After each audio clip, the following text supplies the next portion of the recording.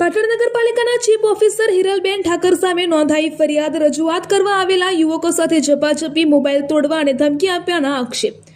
શકુંતલ સોસાયટીમાં ગટર મુદ્દે રજૂઆત દરમિયાન વિવાદ, પોલીસે બીએનએસ કલમ હેઠળ ગુનો નોંધી વધુ તપાસ શરૂ કરી। સમા પક્ષે ચીફ ઓફિસરે પણ અરજી આપી। પાટણ નગરપાલિકાના ચીફ ઓફિસર હિરલબેન ઠાકર સામે રજૂઆત કરવા આવેલા યુવકો સાથે ઝપાઝપી કરવા, મોબાઈલ તોડી નાખવા, નુકસાન પહોંચાડવા અને ધમકી આપ્યાના આક્ષેપો સાથે પાટણ સિટી એ ડિવિઝન પોલીસ મથકમાં ફરિયાદ નોંધાઈ છે। પોલીસે ભારતીય ન્યાય સંહિતાની સંબંધિત કલમો હેઠળ ગુનો નોંધી વધુ તપાસ હાથ ધરી છે।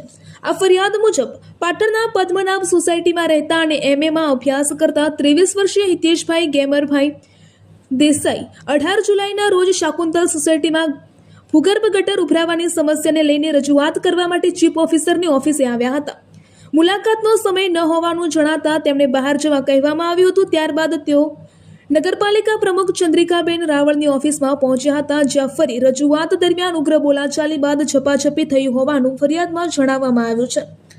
આ ફરિયાદમાં વધુમાં આક્ષેપ કરવામાં આવ્યો છે કે હિતેશભાઈ દેસાઈ સાથે આવેલા તેમના મિત્ર વિપુલ ચૌધરી મોબાઈલમાં આ ઘટનાનો વિડીયો બનાવી રહ્યા હતા। તે દરમિયાન chief officer Hiralben Thakar video ઉતારવાનો વિરોધ કરી તેમની તરફ ધસી આવ્યા હતા।